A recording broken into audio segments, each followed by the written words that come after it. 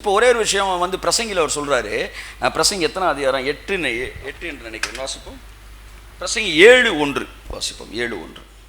பரிமள தைலத்தை பார்க்கிலும் நற்கீர்த்தியும் ஒருவனுடைய ஜனன நாளை பார்க்கிலும் மரண நாளும் நல்லது. இது ஏற்கனவே சொல்லியிருக்கேன். எதை பற்றி பேசுறாரு? பேப்டிஸ்டை பேசுறாரு. ஆனால் 2வது வரியை நம்ம போன வாரம் பார்த்தோம். முதல் வரியை பார்ப்போம். பரிமள தைலத்தை பார்க்கிலும் நற்கீர்த்தி நல்லதுன்றான். ஒரு சென்ட் பாட்டில் உடைச்சோம்னா அந்த பெர்ஃப்யூம் என்ன செய்யுது? அந்த இடம் முழுவதும் நமக்கு என்ன கொடுக்குது? நல்லா இருக்குடா சொல்கிறான். அந்த அரோமா ஃப்ராக்ரன்ஸ் அதை விட அந்த அந்த அந்த பரிமள தைல வாசனையை விட உனக்கு ஊருக்குள்ளே நல்ல பேர் இருந்துச்சுன்னு வச்சுக்காவே, அதுதான்டா ரொம்ப முக்கியன்றாரு. என்ன சொல்லுங்கள்? ஊருக்குள்ளே உனக்கு நல்ல பேர் இருக்கணும். நல்ல பேர் இல்லைன்னா நல்ல பேர் தான் பெர்ஃப்யூமோட நல்லது அப்படின்னு சொல்கிறார். பிரசங்கிலேன்னு சொல்லிகிட்டு இருக்காரு. உன்னத பாட்டுக்கு அதை ரொம்ப நீங்கள் கரெக்டாக கவனிக்கணும். ஊருக்குள்ளே நல்லவர் வல்லவர் அப்படின்ற பேர் இருந்துச்சுன்னா அது பெர்ஃப்யூமோட நல்ல பேராம், நல்லதான். பெர்ஃப்யூம் ஸ்மெல் எவ்வளோ நல்லா இருக்குது. அதை விட நல்லா பாருங்களேன். சில நேரம் உங்களை எங்கள் ஸ்டேஜில் உட்கார வச்சு, ஐயா அவர்களை பல நாட்களாக எங்களுக்கு தெரியும் அப்படின்னு உங்களுக்கு அது கும்முன்னு ஏதோ ஒன்று ஏறும். ஒருவேளை நீங்கள் மறுபடியும் பிறக்காமல் இருந்தீங்கன்னா, ஆனால் மறுபடியும் பிறந்திருந்தால் உங்களுக்கு அது பிடிக்காது. கீர்த்தி எல்லாம் சொல்லுங்கள், நல்ல பேர். பரிமள தைலத்தை பார்க்க நல்லது. ஏதாச்சும் ஒரு மிஸ்டேக் பண்ணிட்டீங்கன்னு வச்சுக்காங்களேன், உங்கள் பேரே ஸ்பாயில் பண்ணுறோம். அது ஒரு சின்ன மிஸ்டேக் பண்ணிட்டீங்கன்னா அப்போ அந்த அது வந்து என்ன செஞ்சிருதுன்னா, அடுத்த வசனம் சொல்லுது. அடுத்த வசனமாக அது அடுத்த சாப்டரான்னு தெரில. ஒரு செத்த பரிமள தைலத்தை என்ன செஞ்சிடும்? கெட்டு போக பண்ணிடும். அதுபோல் ஞானியோடைய சொற்ப மதீனம் என்ன சொல்லுங்கள்?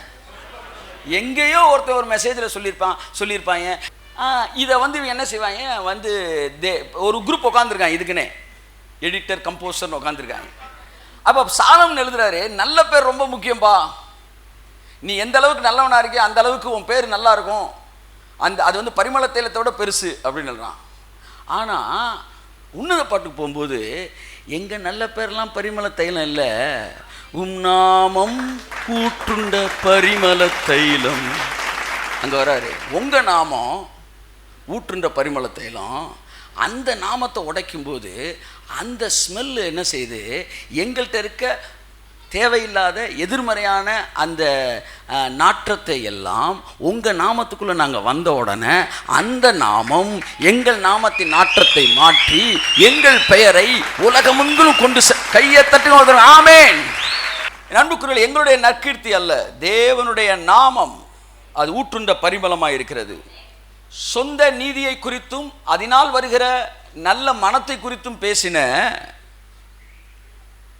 சாலமோன் உன்னத பாட்டில் வரும்போது, உங்கள் நாமம் அதில் வர்ற பரிமள தைலம் தான் உங்கள் நீதியை எங்கள் நீதியாய் மாறுகிறது என்று சொல்கிறான். நாம் என்ன சொல்லுவோம்?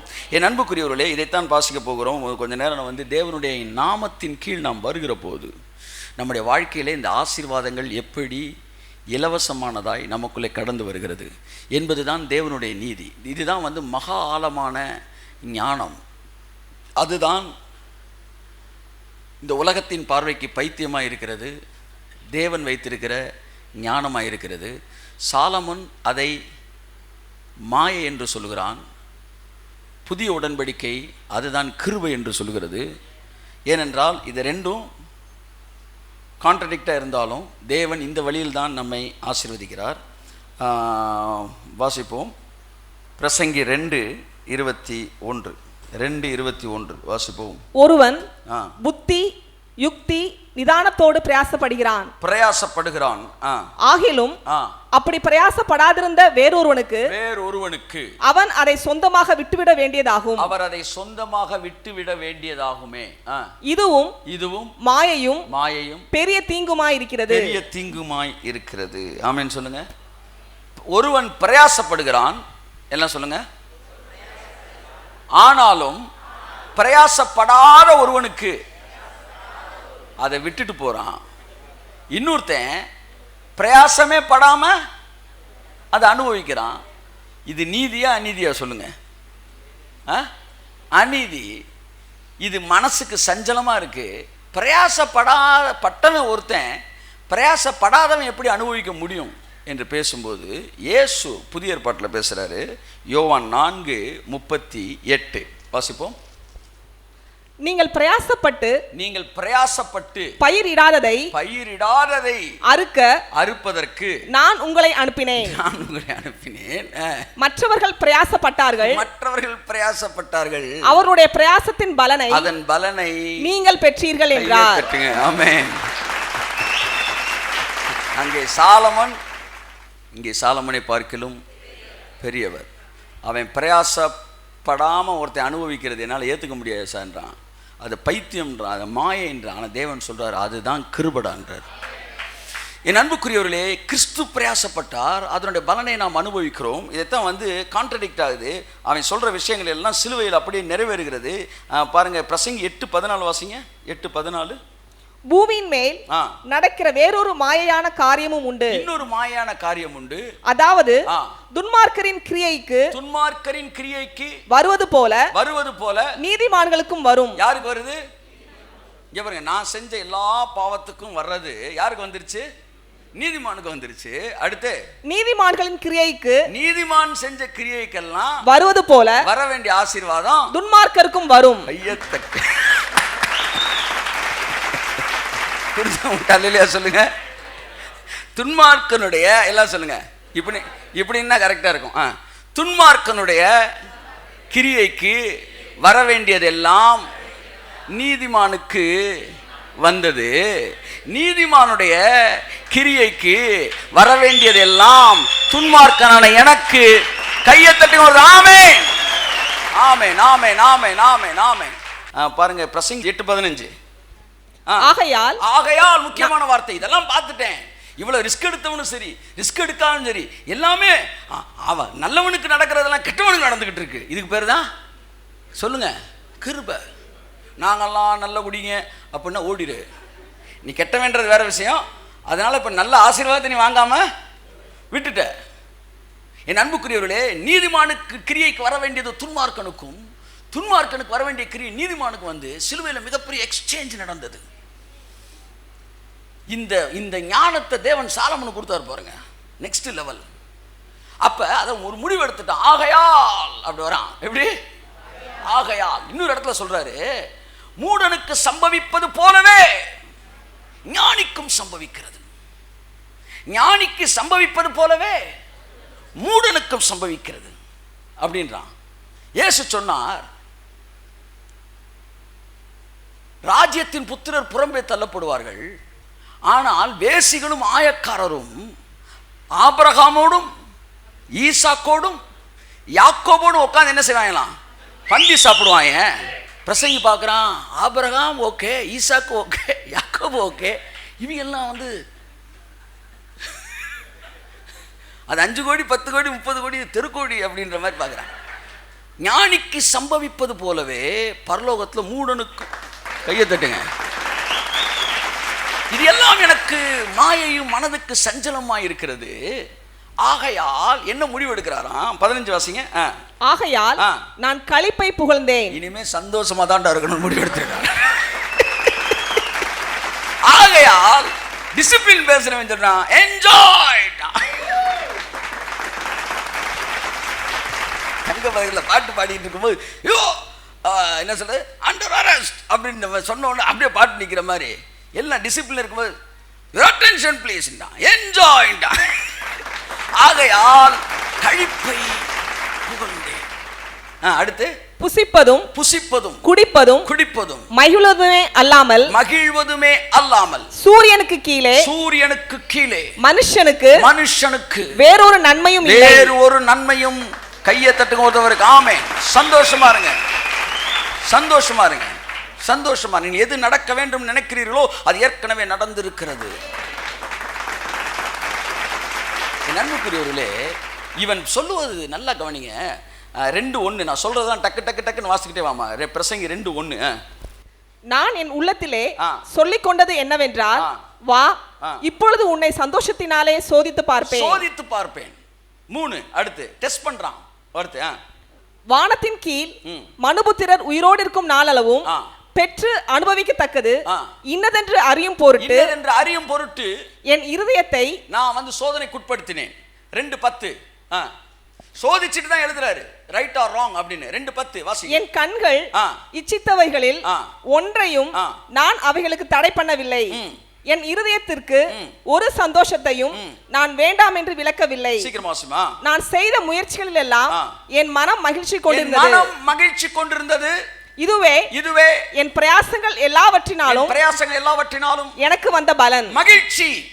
அதுதான் மனிதனுக்கு தேவன் கொடுக்கிற பலன். இன்றைய மனுஷன் இன்னைக்கு பிரச்சனைக்கு அழுகிற விட நாளைக்கு பிரச்சனைக்கு அழுதுகிட்டு இருக்கான் சார். ஆனா தேவன் சொல்லுகிறார் மகிழ்ச்சியோடு இரு. ஆமென். நீ யோசித்து என்னத்தை செஞ்சுட்ட? கர்த்தர் சொல்றாரு, மிகவும் சிறிய காரியத்தை கூட உங்களால் செய்யக்கூடாது இருக்க, நீங்க வந்து என்னையா செய்ய போறீங்க? இதைத்தான் கண்டுபிடிக்கிறான். கோணல் ஆக்கினதை நேராக்கினவன் யார்? சாலமன் எழுதுறாரு. ஒரு இடத்துல தேவன் கோணலாக்கினதை சொல்றான், 1ஆம் அதிகாரத்துல பொதுவா சொல்றான் கோணலா இருக்கிறதை செவ்வையாக்கினவன் யார் அப்படின்றான். இயேசு சொல்றாரு, கருப்பா இருக்க முடிய கூட உன்னால வெள்ளையாக்க முடியாது. இப்ப பாருங்க, ஒரே ட்ராக்ல ஓடிட்டு இருக்காங்க ரெண்டு பேரும். நீ சாலமன் பேக் ஸ்லைட் ஆனா நீங்க நினைக்க கூடாது. சொன்னா கோணலானதை நேராக்க முடியாது உன்னால, அதனால பீஸ்ஃபுல்லா இருந்துக்க. இயேசு சொன்னார், முடிய கூட உன்னால கருப்பாக்க முடியாது நிரந்தரமா, அதனால பீஸ்ஃபுல்லா இருந்துக்க. கவலைப்படுகிறதுனால் எவன் ஒருவன் தன் சரீர வல்லத்திலே ஒரு முழம் கூட்ட முடியும். உங்களால என்ன செய்ய முடியும்? உங்களால எப்படி வந்து உங்களுடைய சரீரத்தின் காரியங்களை வந்து மாற்ற முடியும்? நீ எவ்வளவு கவலைப்பட்டாலும் அது நடக்காது. அதான் ஏற்கனவே சொன்னேன், உன்னால ஒரு விஷயத்தை உங்களால செய்ய முடியும்னா நீ கவலைப்பட வேண்டிய அவசியம் இல்லை. why should you? what's the need of worry? உன்னால உங்களை செய்ய முடியல, ஒரு விஷயத்தால உங்களால செய்ய முடியல, அப்புறம் எது கவலைப்படுறீங்க? இப்போ உங்களுக்கு முன்னாடி ஒரு பிரச்சனை இருக்குல்லங்க, இந்த பிரச்சனையை உங்களால் முடிக்க முடியுமா முடியாதா? சொல்லுங்க. முடியுமா? அப்புறம் ஏன் கவலைப்படுறீங்க? விட்டுருங்க. முடியாதா? அப்புறம் ஏன் கவலைப்படுறீங்க? முடியுமா முடியாதா? முடியும்னா ஏன் கவலைப்படுறீங்க? முடியாதுன்னா ஏன் கவலைப்படுறீங்க? 2:20 எழுதுறாரு, பிரயாசப்படுறது மேல இருக்கிற அந்த எஃபர்ட் எடுக்கிறதையே நான் விட்டுவிட வகை பார்த்தேன். இன்னைக்கு கிறிஸ்தவம் பிரயாசத்தின் அடிப்படையில் போய்கொண்டு இருக்கிறது. கர்த்தர் அதிலிருந்து விடுதலை நம்மை செய்வாராக. 2 வித பிரயாசங்கள் நடைபெறுகிறது. இந்த பூமியிலே நன்றாக வாழ்வதற்கு ஒரு கூட்டம் ஓடிக்கிட்டு இருக்கு, இதுக்கு பேர் சுய சக்தி. இன்னொரு கூட்டம் பரலோகத்தில் நுழைஞ்சணுன்றக்காக பிரயாசப்பட்டுக்கிட்டு இருக்கிறாங்க, இதுக்கு பேர் என்ன? சுய பக்தி. எல்லாம் சொல்லுங்க. பூமியில நல்லா வாழணும்னு ஓடிக்கிட்டே இருக்க ஒரு குரூப்பு, இவங்க யாரு? சுய சக்தி. இன்னொரு குரூப்பு, பரலோகத்துக்கு நாங்கள் எப்படியாச்சும் போயிடணும் சார், அதனால நாங்கள் பல முயற்சிகள் எடுக்கிறோம், இவனுக்கு பேர் என்ன? சுய பக்தி. பேதுரு சொல்லிட்டான், நாங்கள் எங்கள் சுய சக்தியினாலோ சுய பக்தியினாலோ இவனை எழுந்து நடக்க பண்ணினோம் என்று நினையாதிருங்கள். கையை தட்டுங்க. நாங்கள் வந்து எங்கள் சுய சக்தியிலலாம் செய்யலை, சுய பக்தியிலையும் செய்யலை. இங்கே பாருங்கள், இந்த உலகத்தில் நல்லா வாழணும்னு ஒருத்தன் ஓடுறது எவ்வளோ பெரிய அதாவது ரொம்ப வந்து என்ன சொல்ல வந்து உசுரை கையில் பிடிச்சிட்டு 5 நாள் அம்பானி ஆகணுன்ற மாதிரி வந்து இந்த உலகத்தில் வந்து நிம்மதி இல்லாமல் ஓடுவதை கண்டு நீங்கள் எவ்வளவு இறக்கப்படுகிறீர்களோ அதே அளவு ஆவிக்குரிய வாழ்க்கைக்காக நீங்கள் உங்களுடைய சொந்த பிரயாசத்தினாலும் சொந்த முயற்சியிலும் சொந்த உபவாசங்களிலும் நீங்கள் உங்களுடைய எஃபர்ட்டை செலவழிப்பீர்கள் என்றால் பரலோகம் உங்களை பரிதாபமாய் பார்க்கிறது. ஏனென்றால் உங்கள் உழைப்பின் வழியாக தேவன் உங்களை ஆசீர்வதிக்க விருப்பம் கொள்ளவில்லை, உங்களை அழைத்த அழைப்பின் வழியாகத்தான் தேவன் உங்களை ஆசீர்வதிக்கிறார். உழைப்பின் வழியாய் போகும்போது நீங்கள் களைப்புக்குள் வருகிறீர்கள், ஆனால் அழைப்பின் வழியாய் போகும்போது அழைத்தவர் உண்மையுள்ளவர், அவர் அப்படியே செய்கிறவராய் இருக்கிறார். என் அன்புக்குரியவர்களே, உங்களை அழைத்து உங்களுக்கு தன்னுடைய நாமத்தை அவர் தரிப்பிக்கிறாராம். அந்த நாமத்தை தரிப்பிச்ச உடனே என்ன நடந்துருச்சுன்னா, அவருடைய ஆசீர்வாதத்துக்கு நீங்கள் லீகல் ரைட்ஸ் உள்ளவங்களா மாறுறீங்க. உங்க நாமம் ஊற்றுண்ட பரிமளத்திலும் அந்த நாமத்தை கர்த்தராகிய இயேசு கிறிஸ்துவை மேல் விசுவாசம் உள்ளவர்களாய் அவரை ஏற்றுக்கொண்டவர்கள் எத்தனை பேரோ அத்தனை பேரும் அவருக்கு பிள்ளைகளாகும்படி அதிகாரம் கொடுக்கிறார். 2 வார்த்தை வருகிறது, ஒன்று நாமம், இன்னொன்று பிள்ளை. அவருடைய நாமத்தின் மேல் விசுவாசம் உள்ளவர்களாய் எத்தனை பேர் இயேசுவின் நாமத்தை விசுவாசிக்கிறீர்கள்? நீங்கள் நாமத்தை விசுவாசிக்கிறபடினால் நீங்கள் அவருடைய பிள்ளைகளாய் இருக்கிறீர்கள். உங்களுக்கு அவருடைய நாமம் தரிப்பிக்கப்பட்டு கை தட்டுங்க ஒரு தடவை. ஆமென். ஆசீர்வாதங்கள் என் செயலுக்காக கொடுக்கப்படவில்லை, என் மேல இருக்க அவர் இன்ஷியலுக்காக கொடுக்கப்படுகிறது.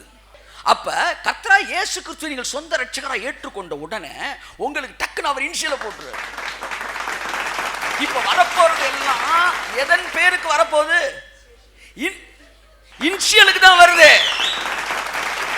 ஆமா, உங்களுடைய இனிஷியேஷனுக்கோ உங்களுடைய வந்து ஹார்ட் ஒர்க்குக்கோ என்ன செய்யல, வரல. நீங்க ஏதோ ஒன்றை தூங்குவதல்ல, உங்கள் மேலில் அவருடைய பெயர் இருக்கிறது. இதைத்தான் வந்து உன்னத பாட்டில் பார்க்குறோம். அவருடைய பெயருக்கு கீழாய் வரும்போது அவருடைய ஆசீர்வாதங்கள் எல்லாம், அவருடைய நற்பெயர், அந்த பரிமள தைலத்தின் ஆசீர்வாதங்கள் நம் மீது கடந்து வருகிறது. ஆமென் சொல்லுவோம். வாசிப்போம்.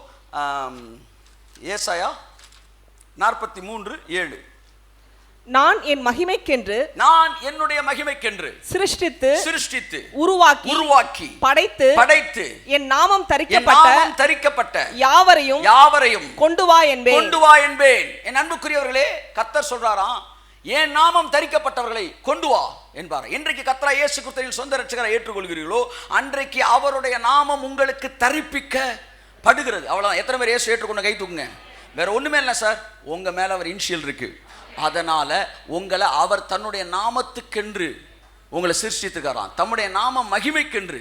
அதனால உங்க வாழ்க்கையில எவ்வளவு உயர்வு வந்தாலும் அது உங்களுக்கு பெருமை இல்லையா, அவருக்கு தான் பெருமை.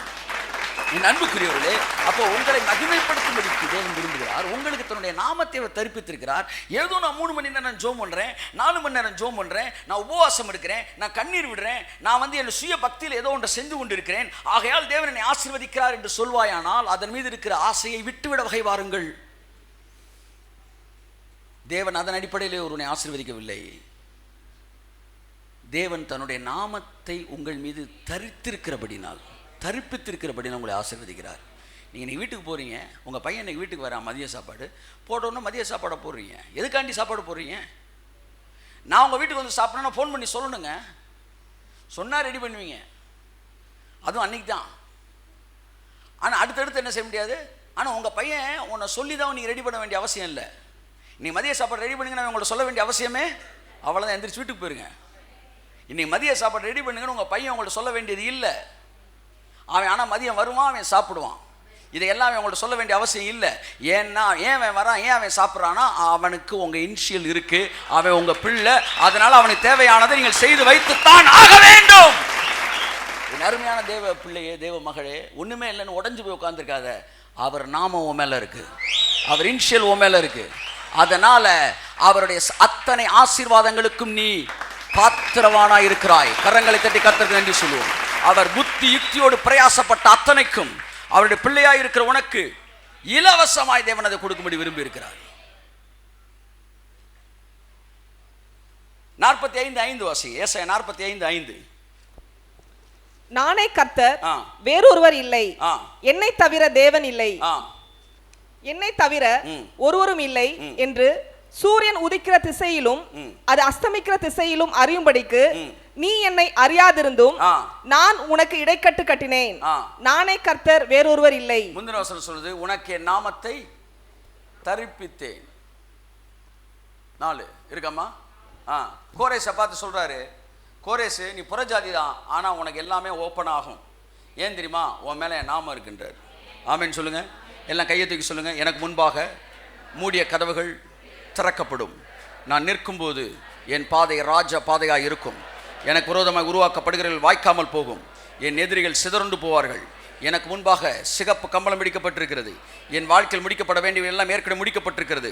காரணம், எனக்கு அவருடைய நாமம் தரிப்பிக்கப்பட்டு இருக்கிறது. கரங்களை தட்டி கர்த்தருக்கு நன்றி சொல்லுவோம். அவருடைய நாமம் உங்களுக்கு தரிப்பிக்கப்பட்டு இருக்கிறபடியினாலே நீங்கள் போய் நிற்கும்போது பரலோகம் உங்களை அவருடைய சாயலாகவே என்ன செய்கிறது? பார்க்கிறது. அவருடைய நாமத்தின் மேல் விசுவாசம் உள்ளவர்களாய் அவர் ஏற்றுக்கொண்டவர் எத்தனை பேரோ அத்தனை பேரும் பிள்ளைகளாகும்படி உங்களுக்கு என்ன செய்கிறார்? அதிகாரம் கொடுக்கிறார். அதான் ஏசாயா 62 சொல்லுகிறார், கர்த்தர் சொல்லுகிற புது நாமத்தால் நீ அழைக்கப்படுவாய். இனிமேல் நீ பிதாட்ட போய் நிற்கும் போது ஜஸ்டின் வந்திருக்கான்னு சொல்ல மாட்டாங்களாம் தூதர்கள். இயேசு வந்திருக்கிறார். கைத்தடுங்க அவருக்கு. இயேசு கிறிஸ்து வந்திருக்கிறார். உங்களுடைய நாமம் பரலோகம் உங்களுக்கு என்ன மரியாதை கொடுக்கும்? சாட்சாத் இயேசு கிறிஸ்து போய் பரலோகத்தில் நிற்கும் போது சர்வ தூத கணங்கள் எவ்வளவு மரியாதை கொடுக்குமோ அதே மரியாதையை உங்களுக்கு பரலோகம் கொடுக்கும். ஏனென்றால் இயேசு தம்முடைய நாமத்தை உங்களுக்கு அவர் தரிப்பித்திருக்கிறார். எஸ், உங்கள் நெற்றியில் அவருடைய நாமம் எழுதப்பட்டிருக்கிறது. இயேசு சொன்னார், என்னுடைய நாமத்தினால் நீங்கள் எதை கேட்டாலும் அதை பிதா உங்களுக்கு செய்வார். என்னுடைய நாமத்தினால் நீங்கள் பிதாவை கேட்டுக்கொள்ளும் போது நானும் உங்களுக்காய் வேண்டிக் கொள்வேன் என்று உங்களுக்கு சொல்ல வேண்டிய அவசியம் இல்லை. எப்பொழுதெல்லாம் இயேசுவின் நாமத்தில் நீங்கள் பேசுகிறீர்களோ அப்பொழுதெல்லாம், எப்பொழுதெல்லாம் இயேசுவின் நாமத்தில் நீங்கள் ஜெபிக்கிறீர்களோ அப்பொழுதெல்லாம் இயேசுவே உங்களுக்காய் ஜெபிக்கிறாராம். இயேசுவின் ஜெபத்திற்கு எப்படி பதில் வராமல் போகவே போகாதோ அப்படியே இயேசுவின் நாமத்தில் பண்ணப்படுகிற ஜெபத்திற்கு பதில் வராமல் போகவே போகாது. பதில் வராமல் போகவே போகாது. இன்னைக்கு ஆவியானவர் என்கிட்ட சொன்னார், ஒரு 5 பேரை சரீர பலவீனம் உள்ளவங்களை முன்னாடி கூப்பிட்டு நீ ஜோம் பண்ணுனாரு. யாரோ ஒரு 5 பேர். கர்த்தருடைய ஆவியானவர் சொன்னார், நான் ஜெபித்த போதெல்லாம் அற்புதங்கள் நடந்தது.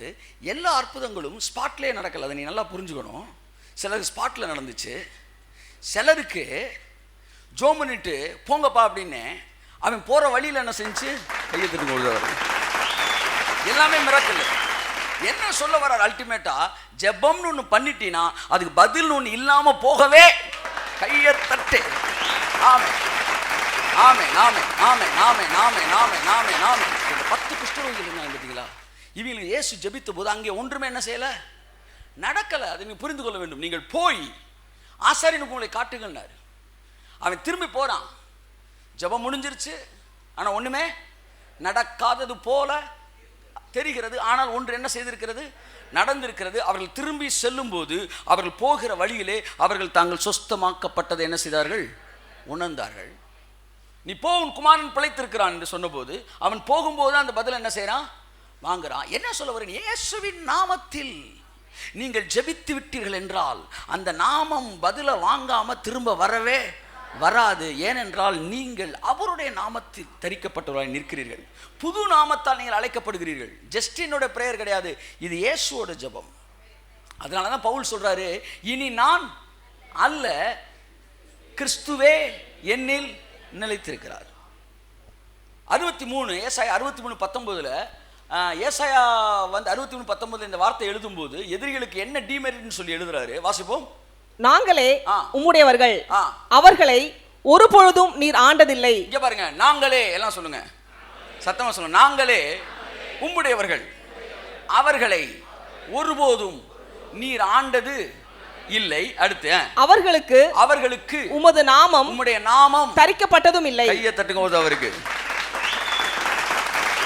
ஆமென்.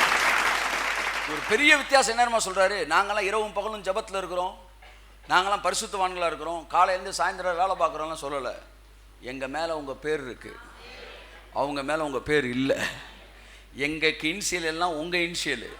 அந்த இன்சியலுக்காக எங்களை ஆசீர்வதிங்க. கையை தட்டுங்க உதவருக்கு. ஆமென் ஆமென் ஆமென் ஆமென் ஆமென் ஆமென்.